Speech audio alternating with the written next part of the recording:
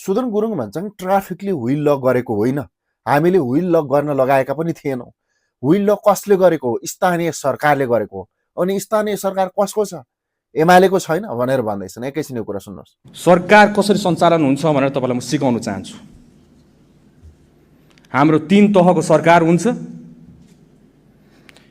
एउटा सङ्घीय सरकार भयो, एउटा प्रदेश सरकार भयो र एउटा स्थानीय सरकार भयो। जुन ठाउँमा घटना घट्यो त्यो ठाउँमा ट्राफिकले लगाएको होइन, ट्राफिकले व्हिल लक गरेको होइन। कुनै भिडियोमा छ ट्राफिकले लगाएको, त्यसमा व्हिल लक लागेको छ, नगर प्रहरीले लगाएको छ।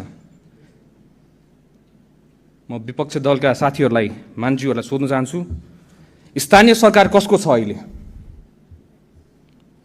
राष्ट्र स्वतन्त्र पार्टीको छ? यो प्रदेश सरकार कसको छ अहिले? यी पापीहरू, यी कप्टीहरू त यति बदमास भयो कि साथीहरू, यिनीहरूलाई त भोलिका दिनमा नर्कमा पनि बास मिल्दैन क्या। यति पापी छन् यिनीहरू। अहिले जसरी यति धेरै बालन सरकारको बदनाम गर्ने काम गरिरहेका छन्, सुदन गुरुङको बदनाम गर्ने काम गरिरहेका छन्, सुदन गुरुङको यसमा के हात थियो कि? ल भन्नु त साथीहरू। स्थानीय सरकार कसको छ? एमालेको छ। महानगरमा स्थानीय सरकार अहिले चाहिँ एमालेको छ। अनि त्यो व्हिल लक कसले गर्यो? विवाद कोसँग भएको थियो? चिट कसले काट्यो? महानगरको प्रहरीले काट्यो, नगर प्रहरीले काट्यो।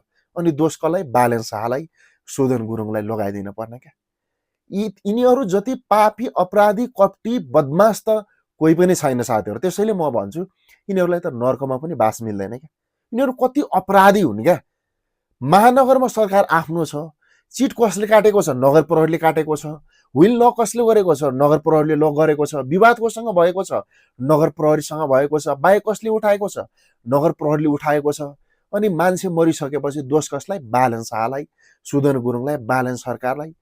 यी राक्षसहरूको कुरामा कोही पनि नफस्नु साथीहरू। बालन शाह, रवि लामी छाने, सुदन गुरुङको यो गणेश नेपालीको जेन जानुमा कहीँ कतै पनि हात छैन क्या। कहीँ कतै पनि हात छैन। महानगरले पनि कसरी गरेको थियो, कुन तरिकाले गरेको थियो, उनको गल्ती थियो कि थिएन भन्ने कुरा सुदन गुरुङले महानगरका 3 जना प्रहरी, नगर प्रहरीलाई नियन्त्रणमा लिइसकेका छन्।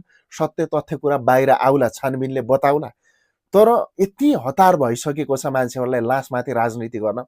यो एमाले जस्तो लाज शरम नभएको पार्टी त अरू कुनै पनि रहेनछ क्या।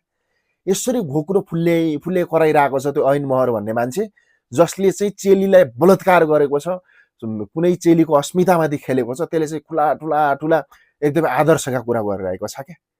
बालन सरकारलाई हत्यारा हो भन्नुभन्दा अगाडि सुनिता डङ्गोल हत्यारा हुन् भनेर भन्न सक्दैनौ? कसको छ सरकार? कसले दिएको थियो आदेश? कसलेको व्हिल लक कसले गरेको थियो? नगर प्रहरी चाहिँ कसको माताहतमा चल्छ? सुदन गुरुङले चलाएको छ नगर प्रहरी? लाज शरम पचेका।